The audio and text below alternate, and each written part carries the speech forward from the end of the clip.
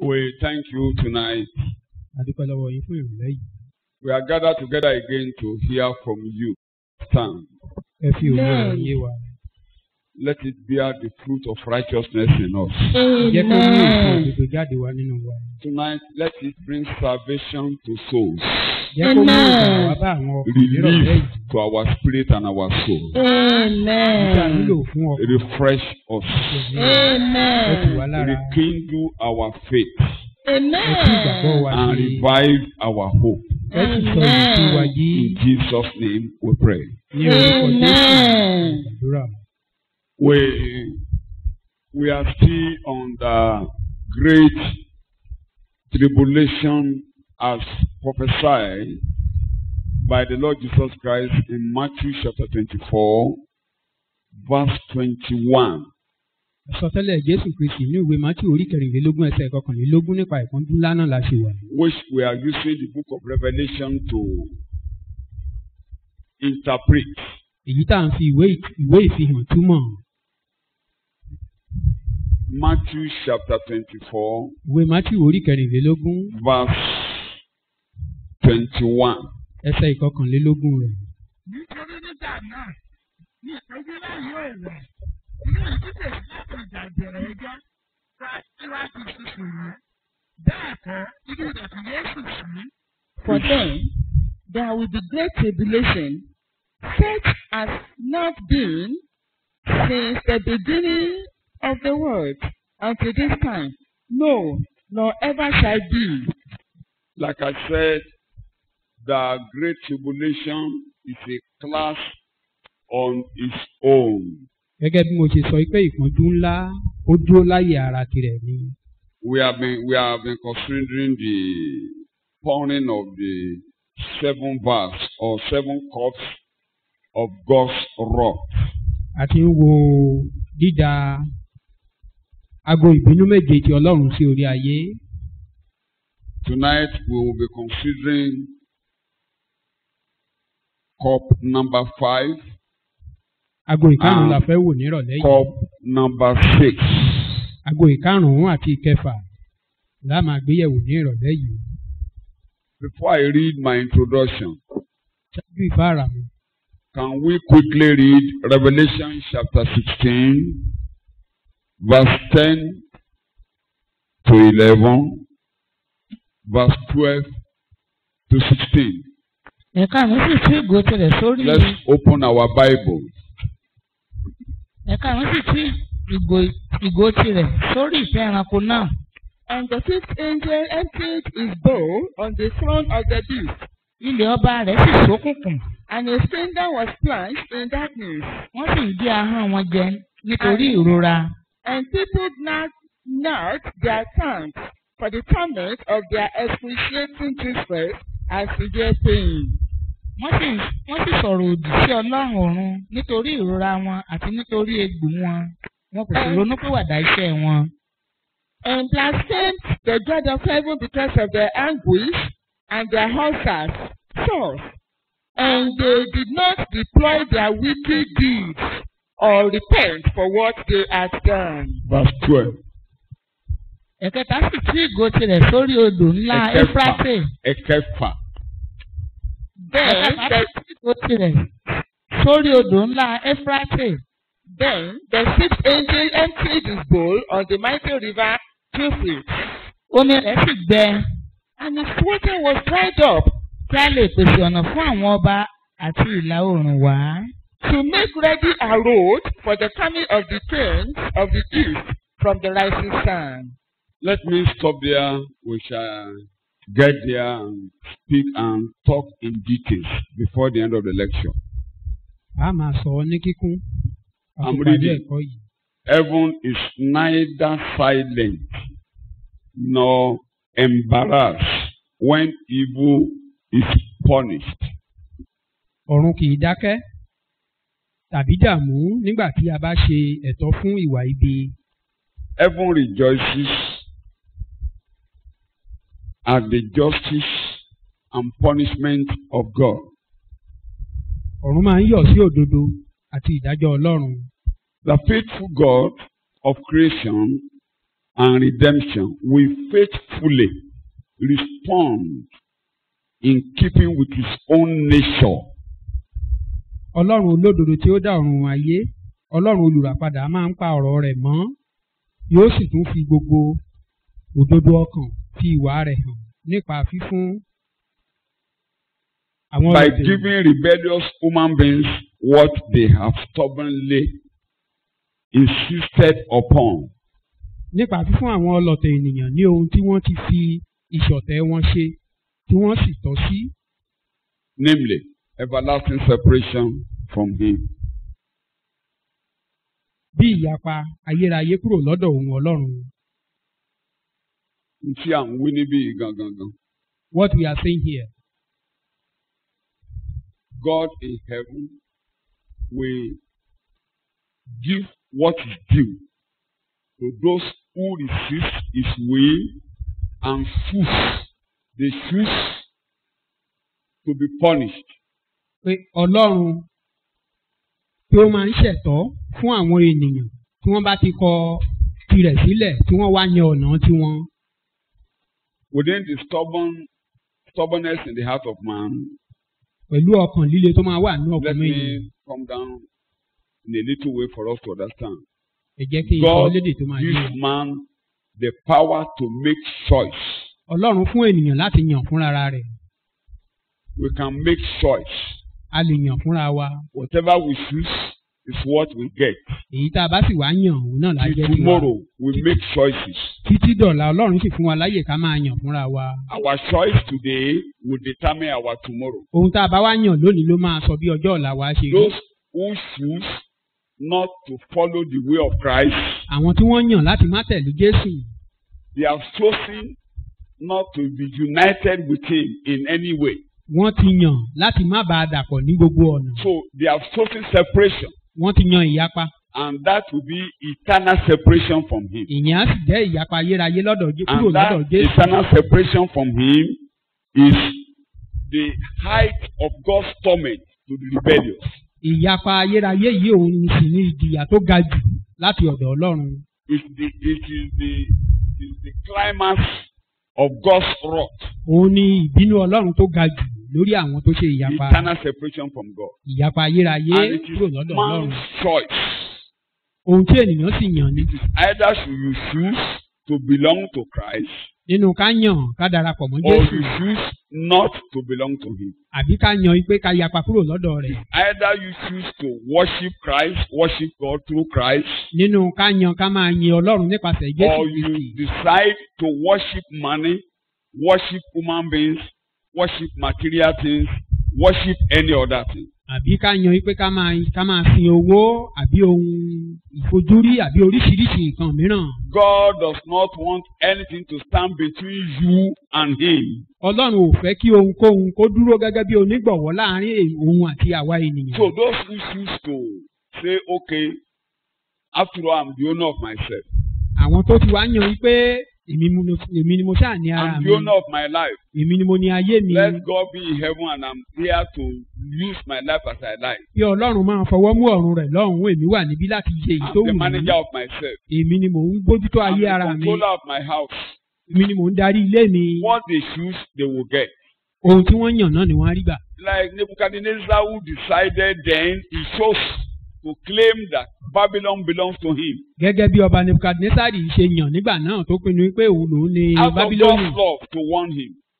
Nínú ìfẹ́ Ọlọ́run lọ́lọ́run kìlọ̀ fún un. Not everybody will have a second chance like he had. Kì í ṣe gbogbo ènìyàn ló lè ní ọ̀nà ẹ̀ẹ̀kejì gẹ́gẹ́ bí bóun As ṣe he ní. was walking in his palace, Bó ṣe ń rìn ní ààfin rẹ̀. and he said, is this not Babylon that I have built with my own power? Ó ní kì í ha ṣe Bábílónì tí mo ti fi ipá mi kọ́ leléyìí. And a voice came from heaven. Òun náà sì wá láti Oh, ọ̀run. Nebuchadnezzar, Ọba Nebukadnesari, it is given unto you. ìwọ la fi fún un. Let the the heart of a beast be given to you, kí ká fi ọkàn ẹranko fún ọ. and 7 times to pass on your head, Kí ìgbà méje kó sì kọjá ní until orí you rẹ. know Títí tí wàá fi mọ̀. that the Most High rules in the kingdom of men. Bí ọ̀gá ògo ní í ṣe olórí nínú This ìjọba is ènìyàn. a decree from the watchers Àṣẹ láti ọ̀dọ̀ àwọn olùṣọ́ni and eléyìí. from the holy ones that are watching the world. Àti lọ́dọ̀ àwọn ènìyàn mímọ́ tó ń bójútó ayé. We have seen that you have chosen to be God on your own class A ti rí i pé o ti yàn láti jẹ́ Ọlọ́run láyé ara until rẹ̀. you know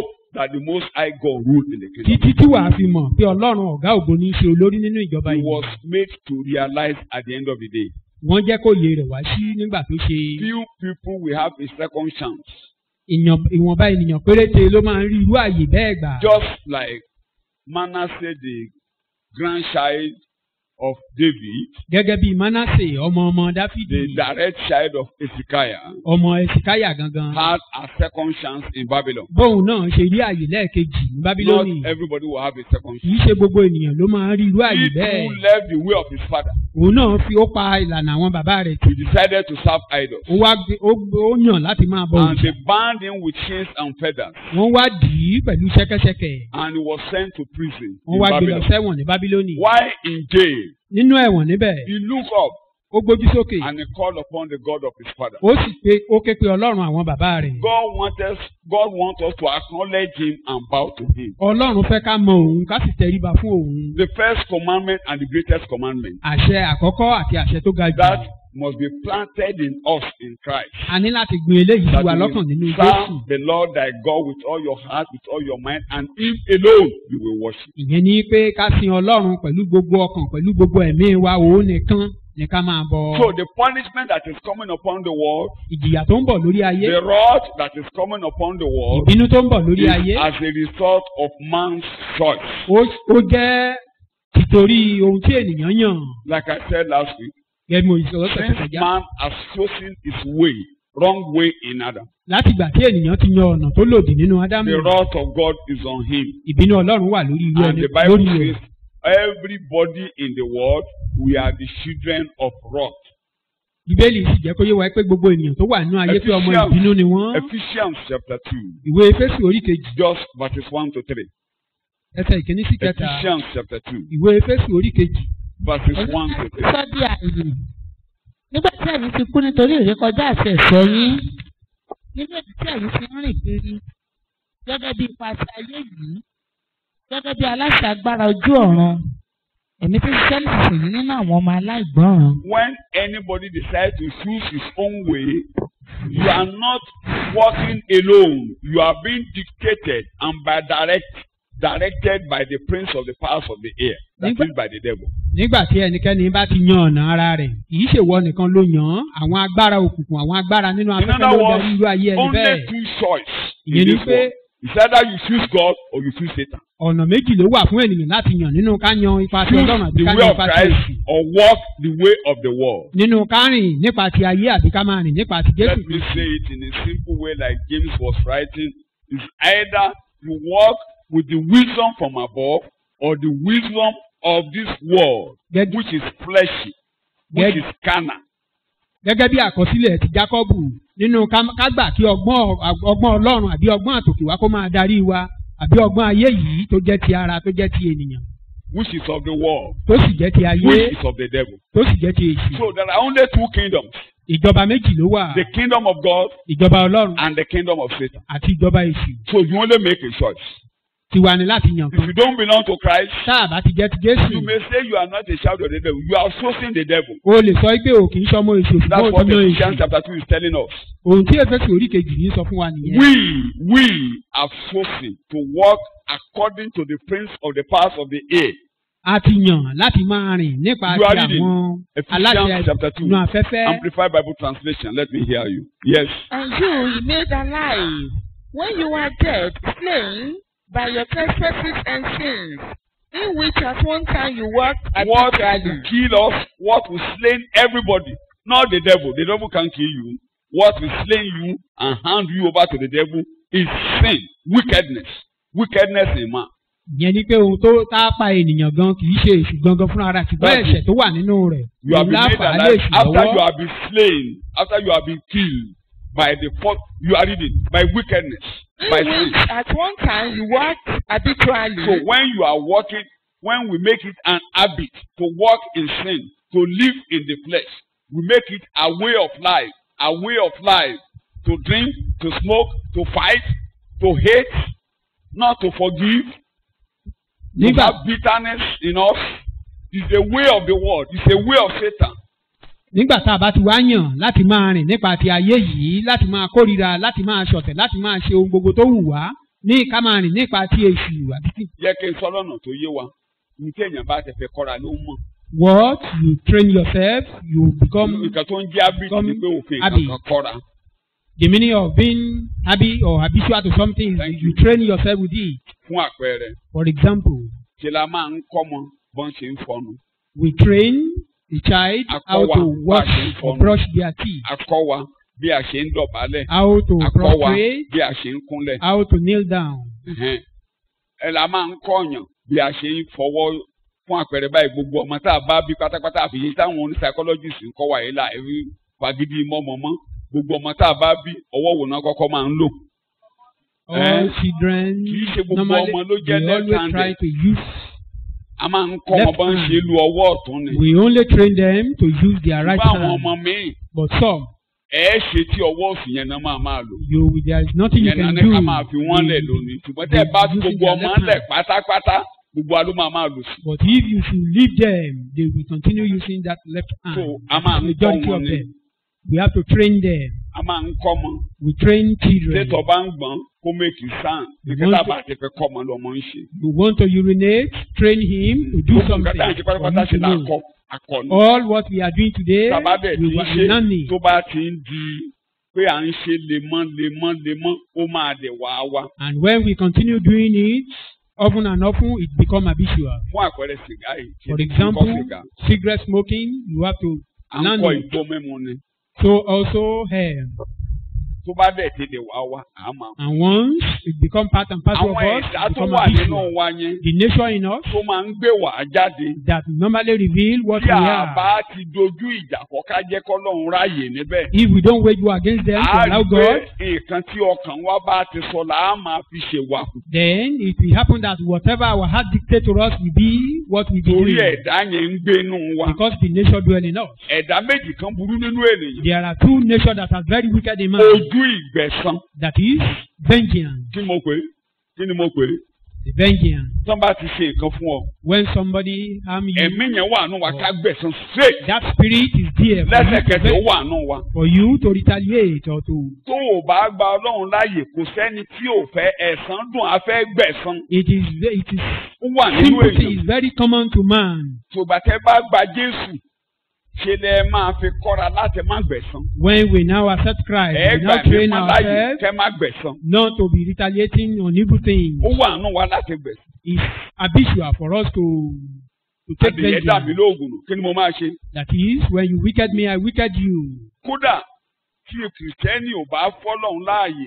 If Christians don't allow God. Nínú ìdílé, ohun tó lè fọ́ ilé bí ẹ̀mí ìgbẹ̀san kò sí. Things that can scatter family like the spirit of vengeance. They are real. Kàn déédéé rí pé tíyàwó ẹ̀ bá ṣe kinní kan fún ẹ ibi tó o tẹ máa ṣe fún ló máa jáde nínú ẹ̀. If your wife will offend you, you be looking for a way to retaliate. Before you know it, tó o bá gba Ọlọ́run láàyè wàá ṣe fún. And before you know what is happening, you will do it.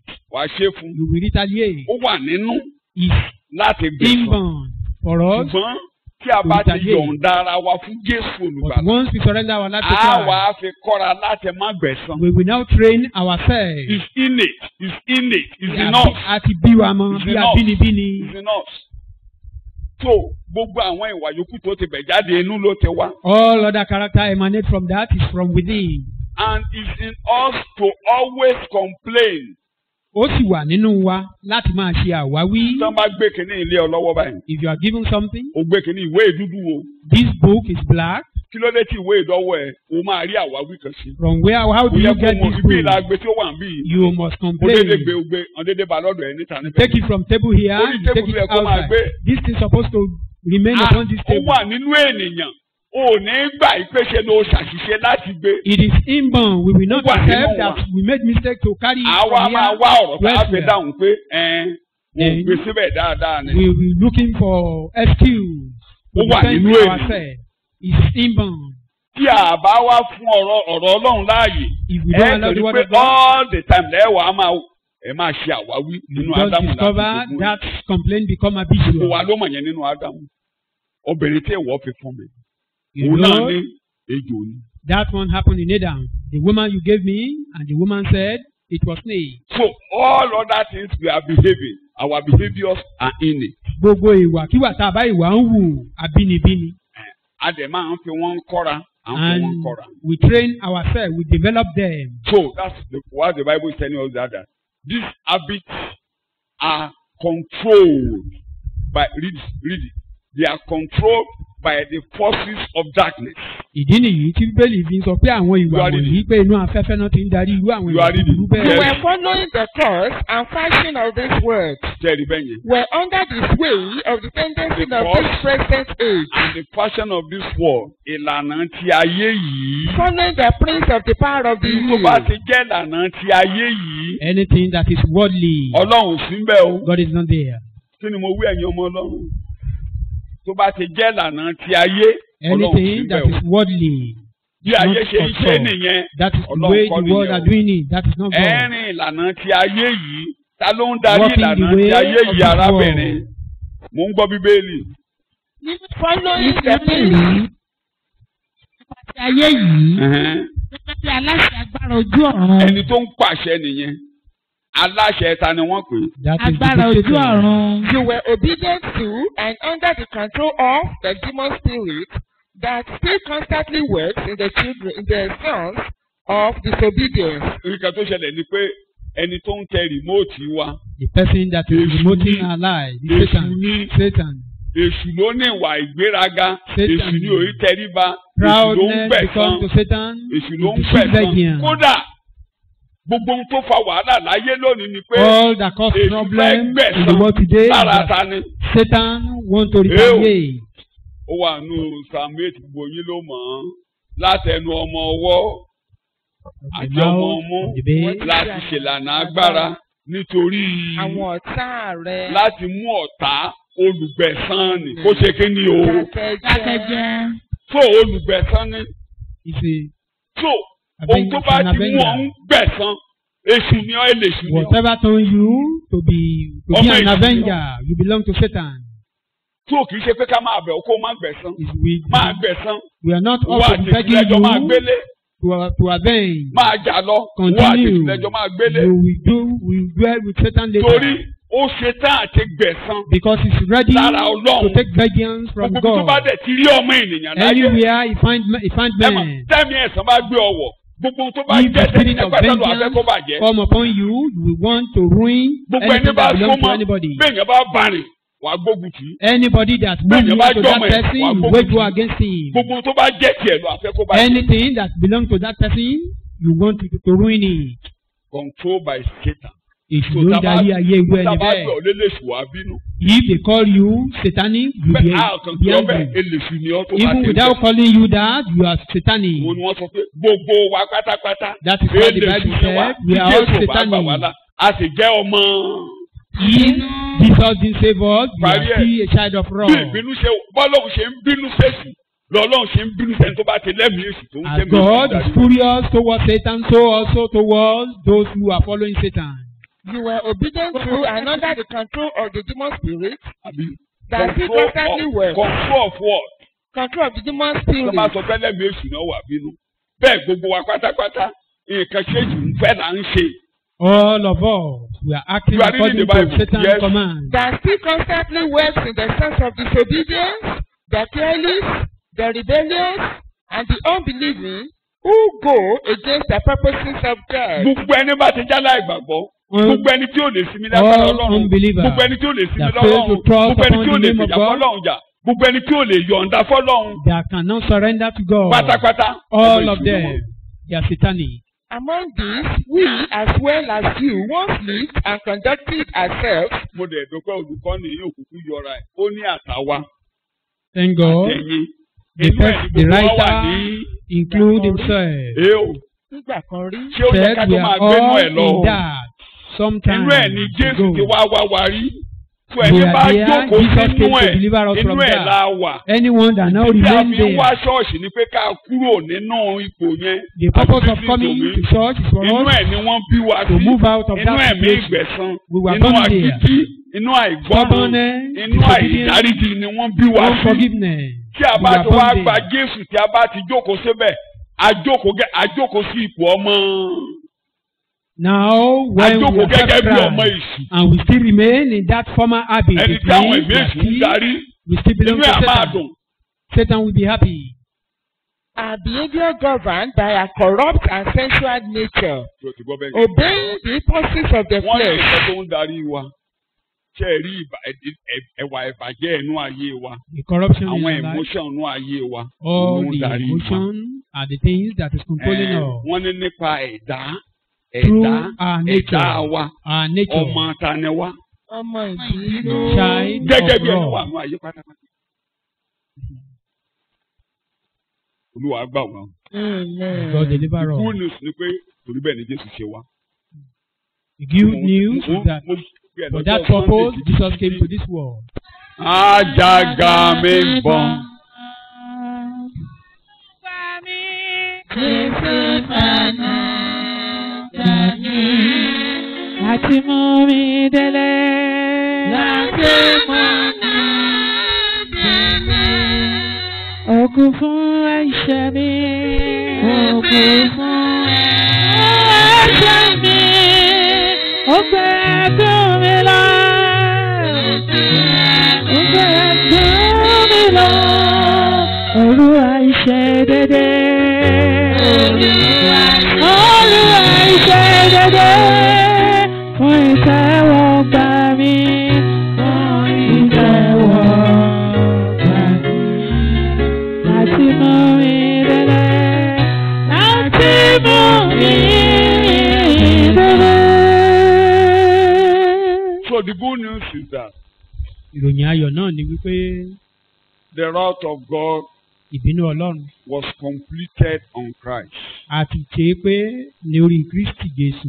Kìí ṣe ìfẹ́ Ọlọ́run mọ́ It's no more the will of God kí a mú ẹnikẹ́ni wá sí abẹ́ ìbínú Ọlọ́run mọ́. for anyone to come under the wrath of God. Ṣé ni a gbà wá lábẹ́ ìbínú? We've been saved from Ẹrù under the tí a wrath. ò lè rù ní Jésù rù. It's a load we cannot bear, and Jesus Gbogbo bore ẹni it. tí ò bá ti rí gbàlà, Anyone that is not ní saved, tó wù kó jẹ́ láyé, whoever he or she ó may be, wà lábẹ́ ìbínú is Ọlọ́run. under the wrath of Ó God. ti yan Sàtánì, He has ó chosen yapa, Satan. He ó separated yapa sí already, Ọlọ́run. separated himself from Ó God. wà lábẹ́ ìbínú. He's under the Kò wrath. dẹ̀ lè fojú rí Ọlọ́run mọ́ And láéláé. cannot see God. Ó lè lóhun gbogbo tá à ń ní láyé. He may have everything materially in Àwa the náà mọ̀ world. pé kò sí nǹkan téṣù ò lè fún yàn We láyé. know Satan can give Ó out sọ fún anything. Jésù He olùgbàlà. even told Jesus, Ó ní gbogbo nǹkan wọ̀nyí la fi léhùn lọ́wọ́. said all these things have been handed over Ta ló to fi me. lé lọ́wọ́? Who gave it to him? Ó lè ní. He's a thief. Ṣé ló jàgbà lọ́wọ́ Ádámù? He hijacked it Ó from fi Adam. ẹ̀tàn gbà á lọ́wọ́ Ádámù. He took it with deceit Ó fún from Ádámù Adam. lẹ́mìí pàṣípààrọ̀. He substituted Ó it gbé with padà lé Adam. Ádámù lọ́wọ́. He gave him faith Ó gba àṣẹ lọ́wọ́ rẹ̀. and took the authority from him. Kò ní gba àṣẹ lọ́wọ́ rẹ̀ mọ́ lórúkọ He will not Jésù. take the authority from you Kí là ń again. wí lálẹ́ yìí? What are we saying this evening? Ọlọ́run ti gbà wá lọ́wọ́ ìbínú o. God has delivered us from wrath. Ìbínú ń bọ̀ o. The wrath of God is coming. Abẹ́ ìbínú la ayé wà o. The world is under the wrath of Ọlọ́run á God. fi ìbínú yẹn hàn lọ́jọ́ kan o. God will reveal that wrath one day. Lónìí, Today, ẹ̀jẹ̀ Jésù ń bẹ níwá the lọ́wọ́ fún blood bàbá. of Jesus is in the right hand of Àdúrà God. tí Jésù gbà lọ́lọ́run jókòó tì lónìí. God is sitting with the prayer of Jesus. Bàbá dáríjì wọn. Father, forgive them, Torí pé wọn kò mọ. for they knew not what they were doing. Torí ẹ̀jẹ̀ ń bẹ lórí pẹpẹ Because the lónìí. blood remained on the throne Ọlọ́run today. God is happy. Ó ń retí kí gbogbo èèyàn kó máa sábọ̀ He's lọ́dọ̀ rẹ̀. expecting everyone to run unto him. Títí a fi ṣe tí kódà nínú ìdájọ́ ó ń retí ẹni tó máa wá sọ́dọ̀. Even in judgment, he's expecting people to come to him. A máa retí ká máa bọ̀ ká máa bọ̀. He will be expecting us to come, Ká darapọ̀ mọ́. to identify with him, Ká kọ̀yìn ṣèṣì. to back Satan, ká kọ̀yìn sáyé, to back the world, ká gbà wọ́n láàyè. to accept him. Ẹni tó bá gbà láàyè ló máa ràn lọ́wọ́ It's o. only those who allow him that Tó o will bá ti sọ pé help. bó o ṣe fẹ́ ṣayé rẹ nìyẹn kò ní fagídí mọ́. Once you taking decision, if you not for, Òun ló fi jẹ́ pé you. àṣetinú ẹni èṣù ló ń lò. That is why a first wheeler is being used by Satan. Mo tún padà sọ èdè Jacob kí n tó máa bẹ́ kọ́ alẹ́ lọ. Returning to Ó ní James ọgbọ́n language. James orí kẹta ni James ọgbọ́n chapter tí ó 3. ti òkè wá Wisdom that come from above. láti ẹsẹ̀ kẹtàdínlógún. That is from Ọgbọ́n verse tí ó ti òkè 17. wá. James 3:17 Á mọ́. will be pure. ṣùgbọ́n ọgbọ́n tí ó ti òkè wá Yes, akọ́mọ́ yes, a sì ní àlàáfíà kẹ́rì bẹ́yẹn. a ní ìpamọ́ra. Ó ti tó ọgbọ́n tí ó ẹni tí ọgbọ́n Ọlọ́run bá wọnú ayé rẹ̀. Anyone Tí that wisdom of Jésù bá God ti is with, párìn. and Jesus accompany him, Ẹ̀yin náà mọ̀ we all know gẹ́gẹ́ bí ọmọ akẹ́kọ̀ọ́. as a learner. Àlàáfíà ni Jésù tọrọ lọ́wọ́ Ọlọ́run. Jesus Kí ni mo ló requested tọrọ for lọ́wọ́ peace Ọlọ́run from fún wa? God. Mo ló tọrọ lọ́wọ́ Ọlọ́run fún wa. He requested for peace Ó for ti all. yé wa. We understand. Ojú rere á máa bẹ́ nìyẹn lọ. Favor we accompany such Òun gan people. fúnra ara rẹ̀. He himself. Á ní ìlera ọkàn.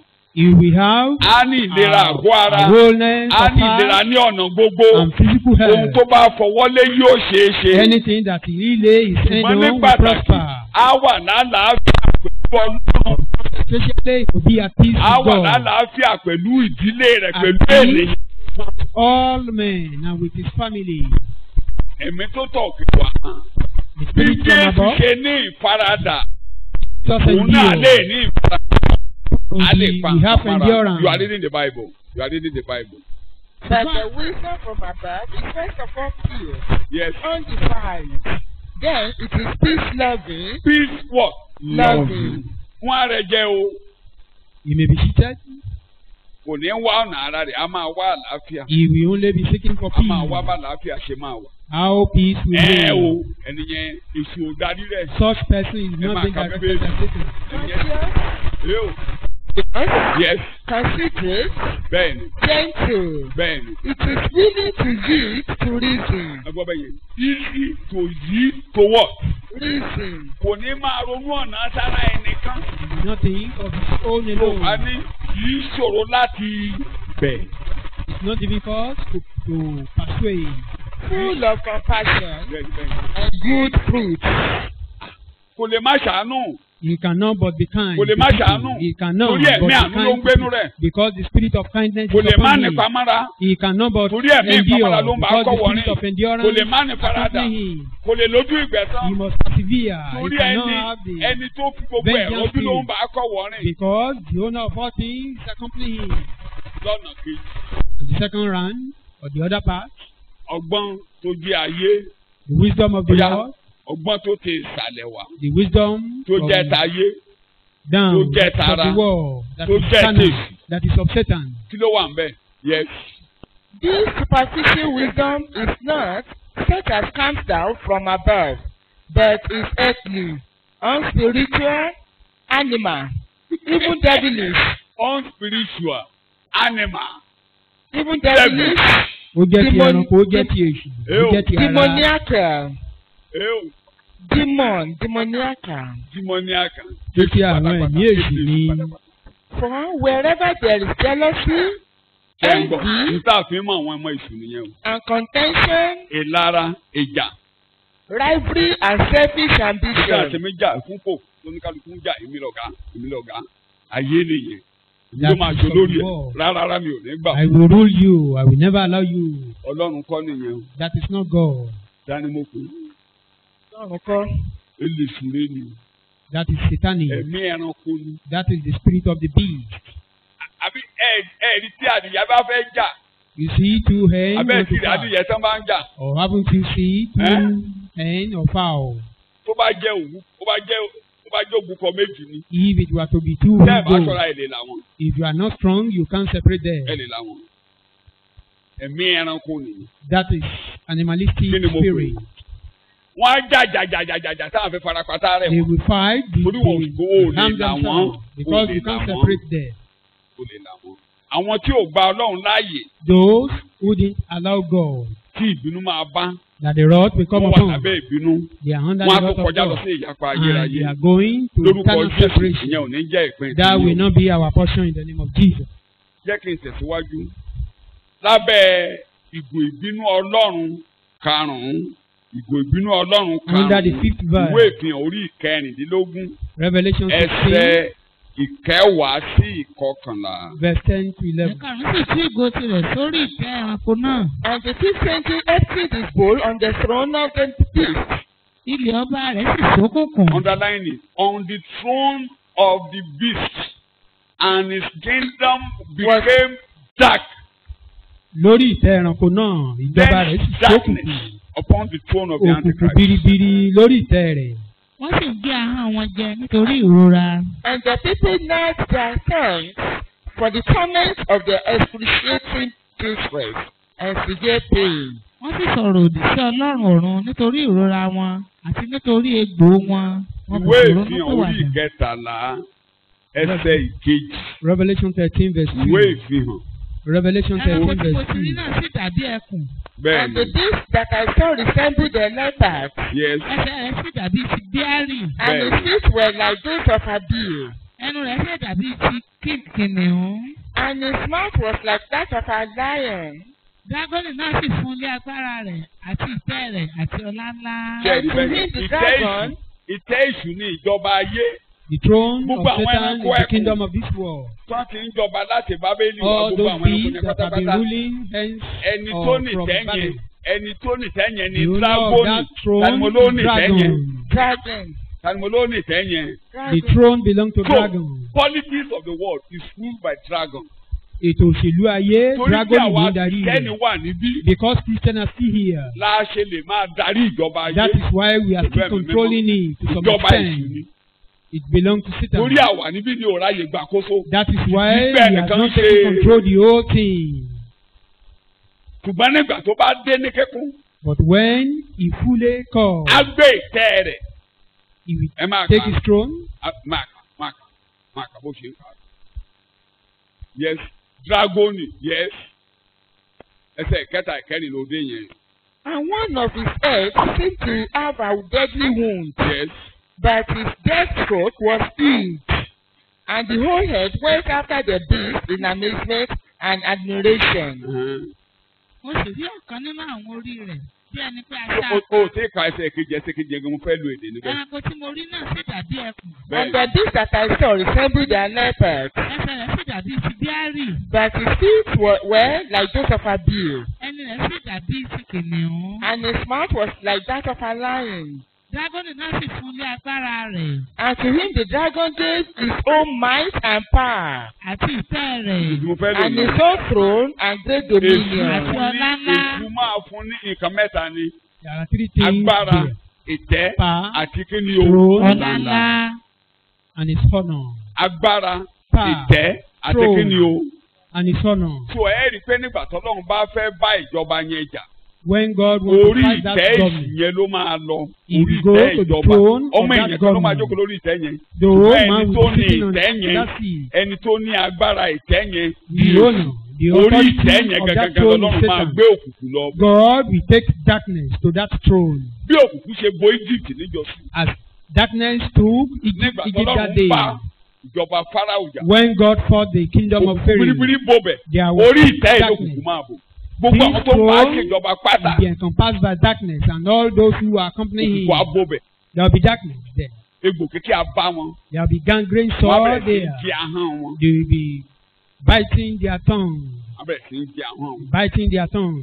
Tẹsalóníkà kejì, 2 Thessalonians orí kejì, chapter 2, ẹsẹ̀ kẹrin, verse 4. kí ẹ mọ̀ pé èṣù ló ní ìjọba For yẹn. you to know that that Èṣù kingdom ló ní belongs to ìjọba Satan. ayé. It belongs Èṣù to àwa dé ní the kíkún kingdom nínú of this ìjọba world èṣù. belongs to Ẹsẹ̀ Satan. kẹrin, Then yes. Satan will come in Tí full. ó sì ń gbé ara rẹ̀ ga sí gbogbo ohun tí a ń pè lé Ọlọ́run. Who Bẹ́ẹ̀ni. opposes and exalts himself so proudly and insolently against and over all that is called God, Tàbí tí a ń sìn. or that is worshipped, Yes. Tó bẹ́ẹ̀ tí ó jókòó ní tẹ́ḿpìlì Ọlọ́run. taking his seat in the temple of God, Tí ó sì fi ara rẹ̀ hàn pé Ọlọ́run lè òun. Ó proclaiming that jókòó, he ó ń himself is pera rẹ̀ ní God. kíni o. Ọlọ́run. Ẹsẹ̀ kẹrin.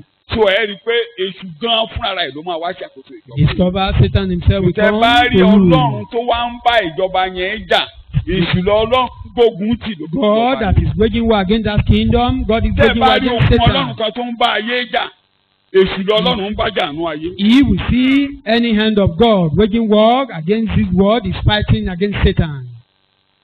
As I told you, there are only two kingdoms. Gẹ́gẹ́ bí mo ṣe sọ fún wa, ìjọba méjì péré ló wà. The kingdom of God, Ti ìjọba ti the Ọlọ́run kingdom of Satan. àti tèṣù. The kingdom of God Ìjọba Ọlọ́run and what? àti tèṣù.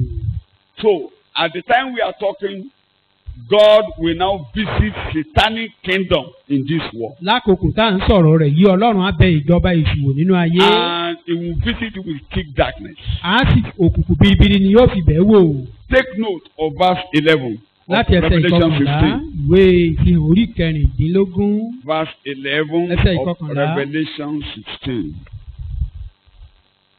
Wọ́n sì ń sọ ọ̀rọ̀ òdì sí Ọlọ́run ọ̀run nítorí ìrora wọn And àti nítorí ẹ̀gbò wọn. And blaspheme the God of heaven because of their anguish and their ulcers, sores. Now, it should be noted that the people in the world then will not repent. A gbọ́dọ̀ ṣe àkíyèsí pé àwọn ènìyàn náà kò ní ronúpìwàdà. They will blaspheme God. Dípò bẹ́ẹ̀, wọ́n á tún máa sọ̀rọ̀ òdì sí Ọlọ́run. Like the Bible records in Romans chapter 2, verse 2. Gẹ́gẹ́ bí àkọsílẹ̀ ìwé Róòmù orí kejì ẹsẹ̀ ìkejì. Verse 2, then verse 4 to 6. This is, let's quickly read. Ṣùgbọ́n àwa mọ̀ pé ìdájọ́ Ọlọ́run jẹ́ gẹ́gẹ́ bí òtítọ́ sí Bẹ́ẹ̀ni. gbogbo àwọn tí ó ń ṣe irú ohun báwọn nì. Ben. But we know that judgment, adverse verdict, and sentence of death fall justly and in accordance with truth upon those who practice such things. Verse 4. Tàbí ìwọ ń gan ọ̀rọ̀ oore àti ìpamọ́ra àti sùúrù rẹ̀. Bẹ́ẹ̀ mọ̀ pé oore Ọlọ́run yóò fà ọ́ lọ sí ìrònúpìwàdà. Or are you so blind as to trifle with and presume upon and despise and underestimate the wealth of the kindness and forbearance and long-suffering patience? Are you unmindful or actually ignorant of the fact that God's kindness is intended to lead you to repent, God, to change your mind and like inner you, man? God's kindness, His intention is to lead us to do what? To repent. Tí Ìgbé- Ọlọ́run, yes, that ìgbé tí God is not Ọlọ́run ní- sending fire on the world today is to lead us to do what? To repent. Ète tí Ọlọ́run ní ni láti mú wa wá sí ìrònúpìwàdà. Pé Ọlọ́run rán iná sí ayé lónìí láti mú wa wá fún ìrònúpìwàdà ni. Pé Ọlọ́run ò rán iná sí ayé lónìí ni mo mean. That God is not sending fire to this world today. You know, people feel that God cannot act, so everybody wants to take laws into his hand. Àwọn ènìyàn máa ń wò ó pé Ọlọ́run ò lè hùwà búburú sí ènìyàn. Oníkálukú wá ń ṣèyí tó wù ú. That it takes time before God acts. Pé ó máa ń pẹ́ kí Ọlọ́run tó bínú. Jesus has taken the blood to the altar. Jésù ti gbé ẹ̀jẹ̀ lọ sórí And there pẹpẹ. is kindness and mercy in the presence of God. Ìbùkún àti ìwà rere sì ti wà níwájú Ọlọ́run. Kindness and mercy. Àánú Ìyọ́nú. àti ìyọ́nú. This kindness and mercy that God is showing to the whole world Àánú àti ìyọ́nú tọ́lọ́run ń fi hàn sí ayé that yìí. does not allow the wicked to be killed instantly. Òun ni ò jẹ́ kí àwọn ènìyàn búburú kan kú lójijì. All of us that are here will have died Tí ìbá ṣe and gone to bẹ́ẹ̀, hell. gbogbo wa tá a wà níbí nìbá ti kú tàbá ti lọ sọ́run God's àbáàdì. purpose for all of us Ètí Ọlọ́run fún ẹnìkọ̀ọ̀kan is wa that we should just come to Him and change the way of our life. ni láti wá sọ́dọ̀ rẹ̀ ká lè yí ayé wa padà. We now had an opportunity to change, Àwa tá a jókòó sí bí oore ọ̀fẹ́ la rí láti yí padà. and we have changed. A sì ti yí padà. And the opportunity is still open to everybody. Oore ọ̀fẹ́ yìí náà sì tún wà síbẹ̀ fún So gbogbo that ènìyàn. all should come and change. Pé kí gbogbo wọn lè wá kán lè yí padà. God will be patient. Ọlọ́run á ní sùúrù. 2 Peter chapter 3, Pétérù kejì orí kẹta verse 9 will confirm what I'm saying. ẹsẹ̀ ìkẹsàn-án. I'm still coming to that place. So, 2 Peter chapter 3. Pétérù verse kejì Olúwa kò fi orí ìlérí kẹta rẹ̀ ẹsẹ̀ jáfara ìkẹsàn-án. Yes, bí àwọn ẹlòmíràn ti kà á sí ìjáfara. yes. Ṣùgbọ́n mú sùúrù fún yín nítorí kò fẹ́ kí ẹnikẹ́ni tó ṣègbé. God is patient. Ọlọ́run ní He sùúrù. does not want anybody to perish. Kò fẹ́ kí ẹnikẹ́ni tó ṣègbè. That all should come to him and change. God is patient. Ọlọ́run ní sùúrù. Not that God is careless. Kì í ṣe pé bóyá ó fi. Not that God ìṣe rẹ̀ does not jáfara. know what he's doing. Àbí bóyá kò mọ ohun tó ń ṣe. God is patient for all. Ọlọ́run ní sùúrù fún gbogbo ènìyàn ni. Including you and me. Àti ìwọ pẹ̀lú èmi náà. There are many things some of us are doing. Ọ̀pọ̀lọpọ̀ nǹkan Even ni when we claim to be born again. la máa ń ṣe nígbà tá a tilẹ̀ sọ pé a ti dà tó bí gan. God has been patient for us. Ọlọ́run ní sùúrù fún wa. He's patient with us. Ó ní sùúrù So pẹ̀lú that wa. we will change and tune to his way. Ká lè yí padà láti wá Let's sí go ọ̀nà back rẹ̀. to Romans chapter 2. Wéró There are mórí some kejì. who are waiting for God's wrath. You are reading 3, 4, verse 4, 5 and 6. 5 and 6. ṣùgbọ́n gẹ́gẹ́ bí líle àti àìrónúpìwàdà ọkàn rẹ. Òbí tí mo lọ. Thus, by your callous stubbornness and impertinence, Callous and impertinent acts. ní ìwọ́n fìbínú Ọkàn síra líle fún àti ara rẹ di àìrónúpìwàdà. ọjọ́ ìbínú You are àti ìfihàn turning- ìdájọ́ òdodo Ọlọ́run. That person is you are now turning up wrath and calling indignation for calling yourself. wrath upon himself. Ọlọ́run ní Irú ẹni kẹ́kẹ́ pa bẹ́ẹ̀. ìbínú lórí ara yín o. Irú ẹni bẹ́ẹ̀ ń fa ó mọ̀ọ́mọ̀ ń fa Ẹni ìbínú táyà lórí ẹ bá ara rẹ̀. lé Anyone that is callous, táyà ẹ bá lé too stubborn, tó kọ̀ tí ò jẹ́ kẹ́kọ̀ọ́ wọlé. and refuse Ó ń to kó allow the ìbínú doctrine lérí to come ara in, rẹ̀. is calling upon the wrath of God upon Ó dẹ̀ ń himself, dúró de ọjọ́ ńlá ọjọ́ ìbínú. and is waiting for the great day, the day of A ò ní wrath. fọwọ́ ara wa ṣera wa o. May we not harm ourselves. A ò ní ayé méjì o. We don't have two lives. Ẹ ní ju ayé kan tẹ́ ń lò yìí You o. have only one life, Ọjọ́ kan ṣoṣo lẹ́dẹ̀ ní o. and we have only one Ìní day. nìkan lẹ́mọ̀ ẹ̀ mọ́lá o. Today alone, we know we don't know Ẹ lo tomorrow. ìní níwájú Ọlọ́run. Spend to your today. Ẹ lo ìní ẹ má in lo the ìní presence pẹ̀lú of ojú God. ìgbẹ̀san o. Don't use it with the face Ẹ of má lo òní eyes of pẹ̀lú agídí vengeance, ọkàn o. Ẹ with mọ́lá o. stubbornness of heart, because we don't know Gbogbo tomorrow. ohun tí a bá ti ń ṣe lónìí tó ṣe lòdì sí Ọlọ́run, à ń kó ìbínú lérí ara wa. Whatever lọ́jọ́ we do ìbínú. today that is against the law of God, we The are will of God. the will of God. We are calling upon the wrath of God on ourselves. Impatient heart brings this wrath of anybody who refuses to turn to Christ. Let me move a little bit further. Revelation chapter 16, verse 12 to verse 16.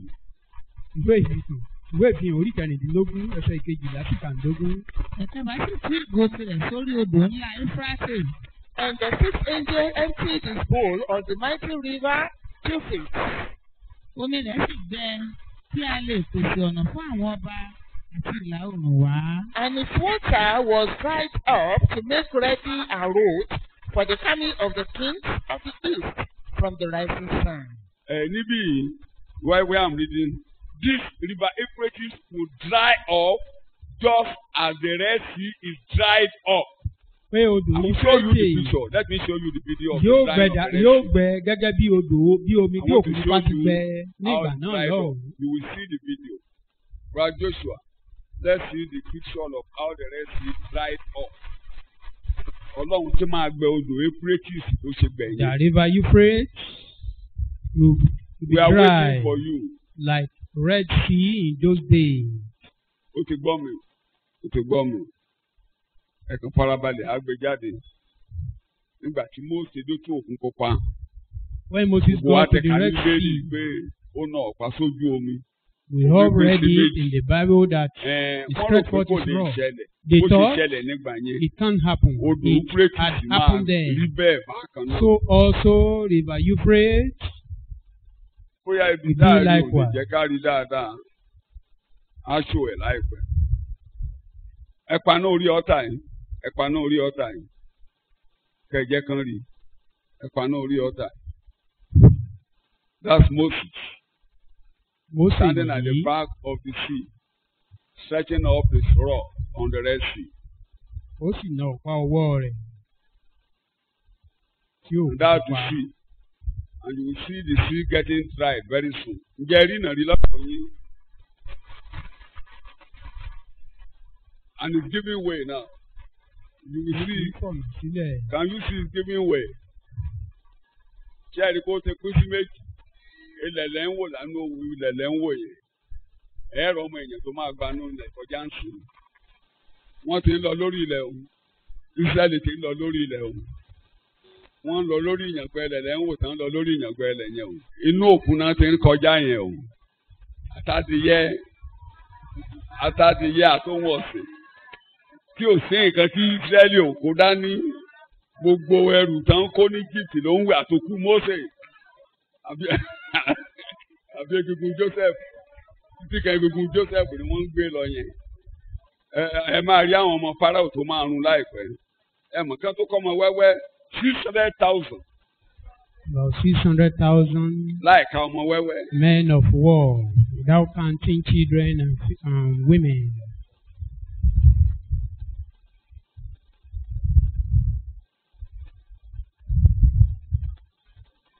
Wọ́n ní gbogbo ẹran wa ló máa lọ ẹran yẹn náà máa fi máa rúbọ. No, they said all our animal will follow us.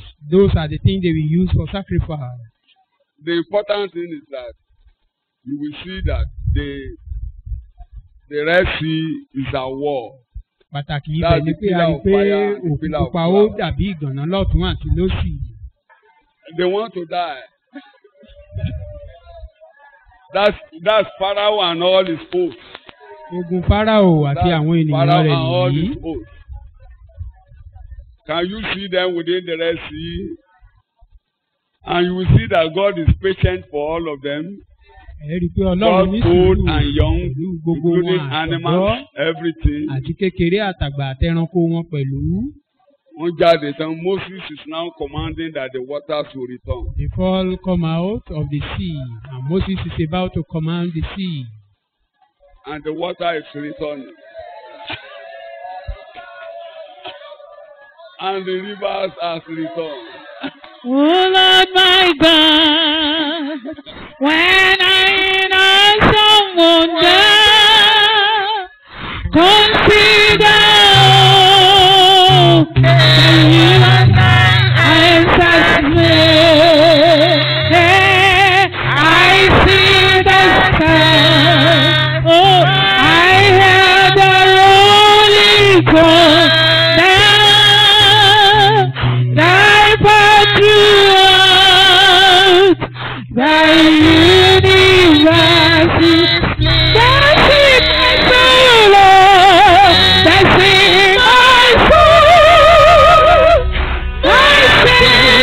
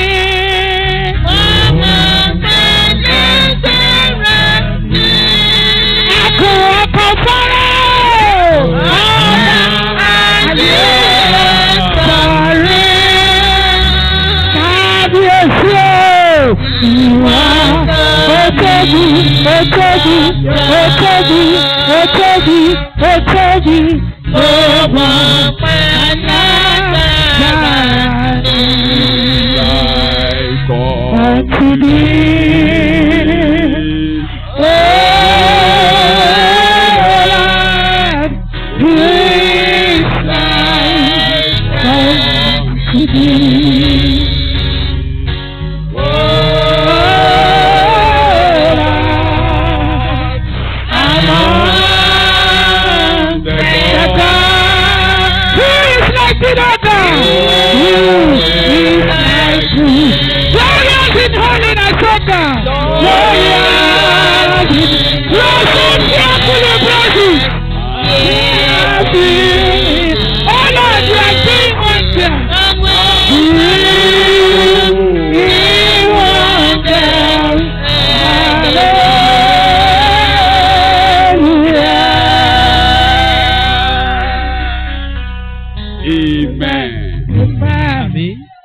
Ajúbà rẹ o bàbá.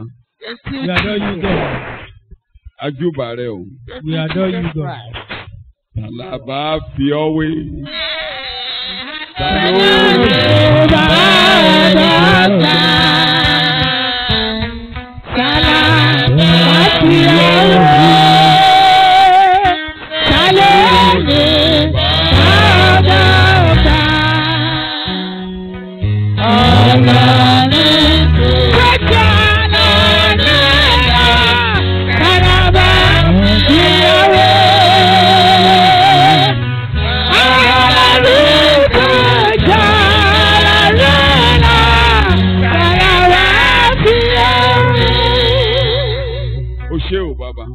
Thank you, God. Ìwọ kan náà lánàá.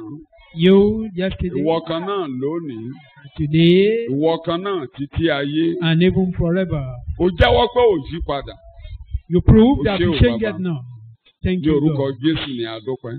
In Jesus' name we pray. Òkun lẹ rí tó gbẹ tí a ní ká rí àwòrán ẹ̀ yẹn. That was the Red Sea. Odò Éfúrésì. So also this river Euphrates. Òun ló pín ayé sí méjì, east and west. It divided the world into two, east west. Ní ọjọ́ ogun Ọlọ́run. In the day of the battle of the Lord. Odò yẹn á gbẹ. That river will dry up. And the reason for that. Bíbélì ni ó máa fi àyè sílẹ̀ fún àwọn ọba ìlà oòrùn àti ìwọ̀ oòrùn. Wọn ò ní ìdí àti lu ọkọ̀ ojú omi. Wọn ò ní ìdí àti lu aeroplane plane. Ẹ ṣáà máa bọ̀ ẹfẹsẹ̀ rẹ̀ ẹ̀yin wá kẹ́ wá jagun. Kẹ́ wá bá Ọlọ́run jà. Ogun kẹyìn láyé omi ni á gbẹ. So bí ẹ ṣe rí Fáráò àtàwọn ẹlẹ́sìn ẹ̀yẹn gbogbo ọmọ ogun àgbáyé máa kóra wọn jọpọ̀ láti wá jà. River Euphrates will dry up to give access to the king in the east and the west. So as to come to the battle. Ìgò kẹfà. Under the sixth la máa tú ìgò yẹn sójú odò yẹn. That bottle will be called to that river. Ìgò la máa dà sójú odò. Moses used rod here, but the fire will be poured upon the river. Then. Àti abẹ́ ẹ̀gbọ́n kan tí Bíbélì wíṣẹ́ báwa la sọ pé ìgò ni. We are calling it a bottle or a fire. We saw the rod. Ó ní kí ló ṣe ọ̀wọ́ òkun. Say what happened to you, O river or sea? Abẹ́ ẹ̀rí bó ṣe sá. Abẹ́ ẹ̀rí bó ṣe sá. Don't you see how the sea departed or run?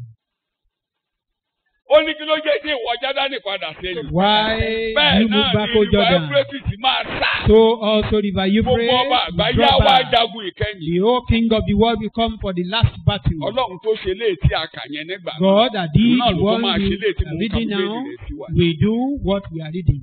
Ọlọ́run kan today. náà ni. The same God. Kò yí padà. He changed now. Ẹ padà sí ìwé ìfihàn orí kẹrìndínlógún. Revelation ẹsẹ̀ ìkejìlá. Verse 12.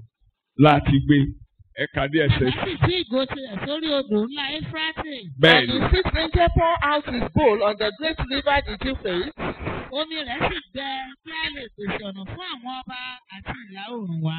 And its water was dried up so that the way would be prepared for the kings from the east. Mo sì rí àwọn ẹ̀mí àìmọ́ mẹ́ta bí ọ̀pọ̀lọ́. Lẹ́yìn ìgbà tí ó lóun wá ẹbí kíyèsí bí òtórí eléyìí. Take note of ló this. máa lead wá sí ẹ̀kọ́ ogun. This Mọ́ one ọ̀sẹ̀ tó will mọ̀ lead us kí to ṣe ẹ̀kọ́ the ogun. A máa teaching of ṣàlàyé the ẹ̀kọ́ battle. ogun yẹn lẹ́kùnrẹ́rẹ́ We nígbà will tá a bá explain that débẹ̀. one fully. Mo wá kíyèsí ẹ farabalẹ̀ gbọ́ bí ẹsẹ̀ kẹtàlá. You are reading. Verse 13. Mo sì rí àwọn ẹ̀mí àìmọ́ mẹ́ta bí ọ̀pọ̀lọ́. And Ẹ̀mí I saw àìmọ́ three mẹ́ta. loathsome Wọ́n spirits. farajọ kí ló rí lóhùn rí o. Three Like unclean frogs. spirits, the Jòhánù same ló rí frog. o. John saw this revelation. Ìran tó rí rèé o. This is Àwọn the ẹ̀mí revelation of ẹ̀mí John. ẹ̀mọ́ yẹn wọ́n dàbí kíni. Those on They the are way frogs. resemble Wo frogs. ni wọ́n lọ? Wọ́n tẹnu dágọ́nì náà àti ẹnu ẹranko náà àti ẹnu wòlíì èké náà jáde Àwọn wá. mẹ́ta ló bí wọn. Leaping from the mouth of the Mẹ́ta dragon, lọ́kàn èṣù. The Bí àwọn Trinity of ẹ̀mí Satan yẹn. gave birth to that Torí spirit ẹ̀ èṣù tó rán wọn níṣẹ́. because Satan sent them. Ìkànkan tẹnu ẹnìkankan jáde. That Tẹnu frog èṣù jáde. from the Ìkan Satan, tẹnu from the mouth of the aṣòwò beast, jáde. the Ìkan and the tẹnu mouth of the false wòlíì prophet. èké dragon, and the jáde. false prophet. Mẹ́ta lọ́kàn èṣù. That is the Trinity of Satan. Kí ni mo pè é? Èṣù bàbá wọn. Satan, Aṣòdì. their father, Torí yẹn ló máa fara hàn the gẹ́gẹ́ bí Antichrist. sáyà. Ẹ̀mí tó ń lò ìyẹn ni The wòlíì. spirit they are using, Wòlíì that is wòlíì the ẹ̀ false oníṣẹ́ prophet. ìyanu rẹ̀. Ẹ̀kọ́ ń bọ̀ ń bẹ̀ o, ìyẹn ò ṣe. Àwọn ẹ̀mí mẹ́ta yẹn Those kí ni three iṣẹ́ ìránṣẹ́ wọn Bíbélì lẹ̀ ń kà. Nítorí ẹ̀mí èṣù ni wọ́n. For really, they are the spirit of demons Tí ń ṣe iṣẹ́ ìyanu. that perform signs, wonders, Àwọn miracles. ló ń lò láyé tó fi ń tan ayé jẹ. He is using them in this world to deceive the people. Àwọn ẹ̀mí mẹ́ta yẹn ni aṣòdì máa lò nínú ìjọba ẹ̀ tí gbogbo ayé àgọ́ máa gbà tí Antichrist ẹ̀gbọ́n wọn máa tẹ̀lé will lẹ́yìn use ṣá. those three Ẹ̀mí spirits èṣù to ni deceive people. wọ́n ń ṣiṣẹ́ kí ni mo pè é? Iṣẹ́ ìyanu. They were Àwọn tí ń jáde performing lọ miracles. sọ́dọ̀ àwọn ọba gbogbo ilẹ̀ ayé. And they go forth to the rulers and leaders over all the world. Wọ́n á wá lọ sọ́dọ̀ gbogbo ọba àgbáyé Their pátápátá. ministry here is to Láti bá wọn visit jọ sí ogun all ọjọ́ the ńlá kings Ọlọ́run of the Ló world. máa lọ olódùmarè. sọ fún wọn pé ẹnìkan fẹ́ gbàjọba lọ́wọ́ yín o. They are the one that will inform Ó yá, them ẹ jẹ́ ká somebody lọ want jà. to overthrow you. Ẹ̀mí yẹn ló máa control He wọn. will invite them all. Ṣé ẹ mọ̀ pé kò nira? You know, it's very easy. Kí ni mo wí? To gather them together for war. Bàbá ló jókòó lórí ìtẹ́ lọ́jọ́ wọn àná. The man Ó ní sitting mo on the fẹ́ throne bí there, áàpù ṣubú. he said, you want to put Ó down ní with ta ló her. máa bá mi lọ? And he asked, who will do the work for me? Ṣé àwọn ẹ̀mí Ọlọ́run ló jáde níwájú Ọlọ́run lọ́jọ́ yẹn? Those spirits were they of Àwọn God. ẹ̀mí jáde, àwọn ẹ̀mí èṣù jáde. Some evil spirit. Ó yá kí lẹ̀ ẹ́ ṣe. What will you do? How will you do bẹ̀rẹ̀ sí it? sọ ṣẹ́ nǹkan tó máa Each one ẹnìkan ló wá jáde declaring lára how he will do wọn. it. Ó ní màá di èké. One of them Lẹ́nu said he àwọn will call wòlíì it a rẹ̀. lie in the mouth of his Tí wòlíì ẹ̀ bá sọ ló prophet. máa gbà. Gbogbo ohun tí àwọn ẹ̀mí yẹn bá ti sọ. Whatever wọ́n á kàn lọ those fọ́dọ̀ things wọn ni òun náà máa gbà. command, Òun then lẹ́sẹ̀ they will gbọ́dọ̀ obey. ṣọ́ra. That is why we must be careful. Mo ń sọ gbogbo I'm àti saying wà it. báyìí. Ọlọ́run má jẹ́ àṣùbù. Àní dé lè ṣùkàlẹ̀. May we not become satanic. Ṣé ẹ rí àwọn ìwà burúkú wa tá a bá gba Jésù láàyè láti fọwọ́ kàn? All those wicked characters Tẹ́nikẹ́ni bá that we máa have, ṣubú. if we don't allow Jesus to Nígbà tí touch sọ pé them, tẹ́nìkan bá fẹ́ ya wèrè, àwọn ní díẹ̀ náà máa bà. Díẹ̀ náà Just máa bá like wa if kó gbogbo wa máa ya wèrè. anyone want to become insane, You they want only really? add a little to it because insanity is in man Ìgbà tí before. Judas máa rọrùn. When Judas wanted Díẹ̀ to put náà bá himself into wá fún nǹkan tó trouble, wà nínú rẹ̀. just a little was added to it. Nígbà tó gba òkèlè, When he took the Moses, ẹ̀mí èṣù ṣe kéne. the Kẹ́mi evil èṣù tó spirit wọnú rẹ̀, possessed him. ó ti mí jalè. Before he was possessed Tó wà of nú the ẹ̀ ni spirit, wọ́n ràn he's lọ́wọ́. a thief already. Ojú kòkòrò nú ẹ̀ ni wọ́n ràn lọ́wọ́. A little thing was only Ìlà added tí to gbúdọ̀ it. gba Ọlọ́run láàyè kó mú gbogbo ìbàjẹ́ ayé wa kúrò. That's Pé a why ò we lè must rara wa allow lọ́wọ́. God to take Sọ bẹ́ẹ̀, mi ò lè away rara all mi the lọ́wọ́. corruption in us. Jésù jọ̀ọ́ ràn mí lọ́wọ́. Jesus, I Kó can't help fọ́ gbogbo myself. ìbàjẹ́ kúrò fún ayé mi Help me. pátápátá. Wash away all Gbà mí lọ́wọ́ ara. corruption from me. Gbà mí lọ́wọ́ ara. Deliver Gbà mí me lọ́wọ́ from ẹran ara. Satan. Gbà mí lọ́wọ́ ìrònú asán. Deliver me Mi ò lè from wrong dágbára mi. thoughts. I can't deliver Mi ò lè dára mi myself. gbà. I cannot deliver myself. Ní orúkọ Jésù Kristi, Olúwa wa ni a gba àdúrà. In Jesus' name. Sàmìyàn kó we kanlẹ̀ pray. dáadáa. Sàmìyàn kó kanlẹ̀ dáadáa. So àwọn ẹ̀mí yẹn ló kàn máa convince wọn. Wọn kò ní Those ìdíwọ́ tó things púpọ̀. just convince them. Ah, They don't need ẹ to wo force nǹkan tó ń them. gbanú ayé kọjá lọ́wọ́ Look báyìí. at what's passing through the world today. Corona àbí C-19 àbí kí lẹ̀ ń pè é COVID-19 ó máa ti kárí ayé. The coronavirus is Tó bá ń tẹ̀síwájú pandemic now. in the next 2 weeks there will be total shutdown. If Of the this world. thing should continue in the next 2 weeks, possibly Wọ́n there will be shutdown of Wọ́n ti everything. tilẹ̀kùn ṣọ́ọ̀ṣì. They are trying to shut down, or they've shut down some churches now in some nations. Ó ti yẹ ká máa dúpẹ́ lọ́wọ́ Ọlọ́run. We should be thanking God. Ọlọ́run ti ní kó kan wá. God said we Ṣùgbọ́n ẹ are máa less dúpẹ́. concerned, but we should be thanking Mo ní ká máa God. ṣe. Àwọn tó ń bá wọn ò ráyè Bíbélì mọ́. No time for Bible again. Tí mo ní wọn ò ṣe. ibi tó ti ṣàn wá ní India àbí ní China kò sẹ́ni tó kò tún tó kàn pẹ̀lú Bíbélì. No more Bible. tó ẹ fọkàn balẹ̀ ìrere máa jáde pẹ̀lú eléyìí. Gospel will emanate with thee. ìrere lọ́lọ́run fẹ́ lò. God wants to use ẹ̀yin gospel. àti ń sọ ẹ̀yin lọ́lọ́run máa lò. God will use you Tani mo lọ́lọ́run and máa use lò. you. bí ìgbà tí wọ́n ṣíìdì Áfíríkà. It's just like when there is wọ́n a dáàbò shield, bá Áfíríkà pé kó má wọ bí. as if there is a protection, a kind of ìgbà tí wọ́n dáàbò protection. kó má wọ bí. tó kéyìn Just for your sake, torí kí ló ń bá wọn kéde sí wọn. for you to proclaim gospel unto them. inú méjì tán wọ́n ti di mẹ́ta báyìí.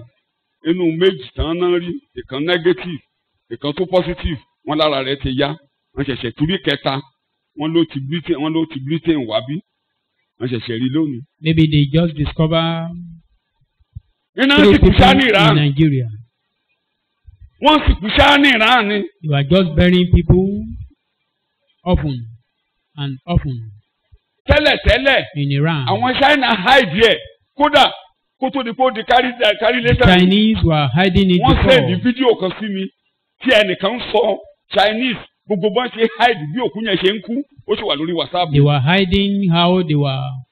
ṣé mọ̀ pé They were hiding those who have been buried. publicity ò sí lọ́dọ̀ wọn. You know there is ayé ò no mọ more. details òkú tó ti kú lọ́hùn. We don't know the Ayé ò details lè of mọ how many details tó people tẹ̀lé. have gone as a Kò mọ result of details this tó tẹ̀lé. virus. ṣé nǹkan kú púpọ̀ tẹ́lẹ̀. You know there are so many, Ọlọ́run dẹ̀ fẹ́ pa wọ́n. and God didn't want to ìrere destroy lọ́lọ́run máa mú them. lọ bẹ̀. God will take gospel there. ọwọ́ ọ̀tá ló ka báyìí. Who can handle it now? Trump gan ti ní gbọ́n. Even Trump is trembling. ó wọlé prime minister Canada. He went to Prime ìyàwó ẹ̀ Minister of test Canada. positive to coronavirus. His wife was Òun náà positive. tilẹ̀kùn mọ́lé. Is positive. Wọn ò Shut jọjọ jáde. in. If it continues, it will shut down the whole economy of the world. Tó bá tẹ̀síwájú bẹ́ẹ̀, á ó dojú ti gbogbo àfẹ́ ọrọ̀ ìdìbò ajé, Nàìjíríà o. á dojú rẹ̀ bolẹ̀. Trump ní tó fìdí gbogbo reserve torí àwọn máa tilẹ̀kùn mọ́ra wọn láìpẹ́. He said they should fill all the reserve because possibly they may Ọlọ́run ní bá wájà ẹ̀yin ọmọ May Ọlọ́run. God not fight us. Ordinary virus. Kòkòrò àìfojúrí kan. Kí ni mo pè é? Nǹkan tẹ́ ẹ̀ ń pè ní virus yẹn bóyá ẹ̀mí èṣù kan kékeré. Kòkòrò àìfojúrí kan what we call virus can maybe is lórúkọ Jésù. that Kí can ló máa obey ṣẹlẹ̀ the sí? commandments in the name Kí ló of máa God. ṣẹlẹ̀ sí? Ọwọ́ yín làṣẹ wà. The authority is Ọwọ́ in yín your lágbára wà. hand. The power is in Ẹ̀yin your hand. lọ́lọ́run dúró dè. God is waiting for you. Olúwàjọ má jẹ́ n kú ọ lọ́nà wí bẹ́ẹ̀ sọ lọ́run Olúwa má God jẹ́ help kí n kú ọ me lọ́nà. not to fail you. Ayé ń retí wa ọ̀ má jẹ́ The n kú ọ world lọ́nà is ò bàbá. expecting you. Help Má me jẹ́ n God kú ọ not to lọ́nà ò fail bàbá. Má jẹ́ n you. kú ọ lọ́nà ò bàbá. Help me not to fail you, O God. Jésù Olúwa wa. In Jesus' name we pray. Mo jókòó. I was Mo sitting down fẹ́ wá lọ sísàlẹ̀ lára òkè. Mo kàn fẹ́. this afternoon. Mo wá sí tẹlifíṣàn. Mo wá rí. Put on the TV. Gbàjàmí Àbíàlà àbí kí náà ń pè é House of Reps. I saw Gbajabiamila. Ló wá ní ó láwọn US fẹ́ kó military. Ó ní ó yẹ kí military kan protect wa. Now ṣé military lè protect ara ẹ̀? That military should protect us. Ṣé ìbọn náà máa yàn sí eléyìí? Would they use gun against this virus? Mo ní yẹ̀yẹ̀ eléyìí ò tí ì mọ nǹkan tó ń sọ lẹ́nu o. Said this one Kí mo ní kò yé? is ignorance of what he's saying. Ṣé military ló máa protect wa? Military You will can protect only you against bring out the medical virus. personnel in the military. Ṣé wọ́n á kọ́ kì í bọ́n ni? No. Mo fi ń jọ́sìn bí àárọ̀ àbóru. I was North listening Korea to watching tó mi tẹ̀sí bọ́ǹbù káàkiri. Àmì sì kú ṣá. in North Korea that are testing bombs here and there. Now they are silent. They are burying dead. Ṣé ẹ̀jẹ̀ tó máa ṣorí ẹ̀ irun táwọn ọmọ wa ń ṣe tó máa ṣorí wọn lá àti báyìí. Ọ̀tẹ̀ sá corona borea corona. Agbẹ́kìtì sójú ẹ̀ àṣẹ ẹ̀. We are going to test it again. Your coronavirus. You will be Everybody, bragging, shut up. testing atomic bomb. But now, no more bragging. Ọlọ́run ní bá wa jà sẹ́. May God not fight us. Tí a bá lọ ń bí tán. After the passion of the Christian from this world, the world is in trouble. Ordinary one virus. Within how many weeks? Kòkòrò ẹyọ kan péré Kò sí láàrin ìgbésùn bí kan o. ọ̀sẹ̀ mẹ́ta àbí mélòó kan ṣá. kò pósù kan tó kárí ayé o. Less than a month. wọ́n ní ká ẹ wọ́wọ́ ẹ máa wẹ̀wọ́ lẹ́ẹ̀mẹ́ta. If má you gbà ní lọ́wọ́ wash ṣé ó your rùn. hand often and often. nǹkan tá dẹ̀ pè ní symptoms yẹ ìlà máa ń fi ṣeré. And what they call the symptoms, a máa ń kúkọ́ you ṣeré. just sneeze anyhow, Bí you atẹ́gùn. cough anyhow. bí atẹ́gùn ya kò bá fẹ́ sí mi láyà jù gan wàá rí màá ti máa sí tíṣì tíṣì. If I should use Àti much máa wúkọ́. AC, I'll be sneezing. ṣùgbọ́n yé But this one, ẹ̀kọ́ tẹ̀sù lọ́wọ́ sí. a spiritual call. tó o ń kìlọ̀ fún wa pé It's warning us. jókòó dáadáa. Sit right. ọjọ́ náà súnmọ́ lé. nípa ẹ mọ́ rárá. ọjọ́ náà súnmọ́ lé. yóò fi dé.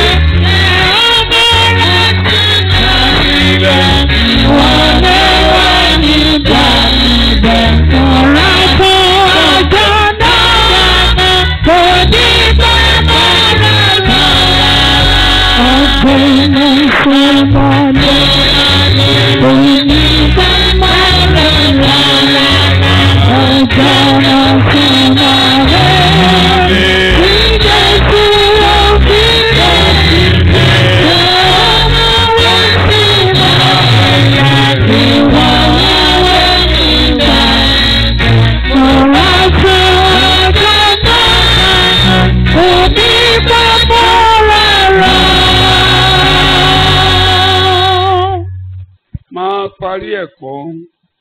We end this sermon. Mi ò ṣẹ̀ṣẹ̀ ṣèlú máa sọ fún ẹ pé Ọlọ́run jẹ́ alágbára. It shouldn't be new to you that God is powerful. Mi ò ṣẹ̀ṣẹ̀ lè máa sọ pé àwí máa yẹ wù. No new to you. Àsọ̀rọ̀ máa yẹ.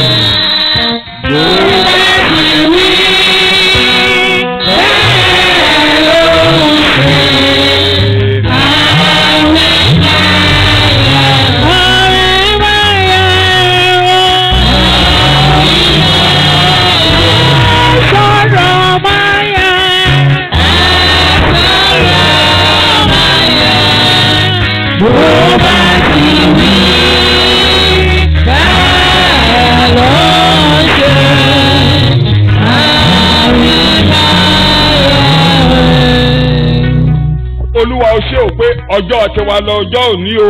Thank you God. Ọjọ́ àlàáfíà lọ ọjọ́ òní o. Kìí ṣọjọ́ ìbínú rèé o. Mi ò ṣọmọ ìbínú o. Ọmọ àlàáfíà ni mí o. Ọmọ ìgbàlà ni mí o. Olúwa jọ̀ọ́ má jẹ́ kí mi sọ̀rọ̀ mi dọ́mọ ìbínú o. Jẹ́ ká gbàgbọ́ lórúkọ Jésù. Torí ìbínú Ọlọ́run wà lórí ayé. Because the wrath of God is upon this world. Gbàdúrà fúnra rẹ. Pray for yourself. Ọjọ́ ìbínú ń bọ̀ o. The day of wrath is Ọjọ́ coming. àlàáfíà lọ́jọ́ òní. Today is the day of peace.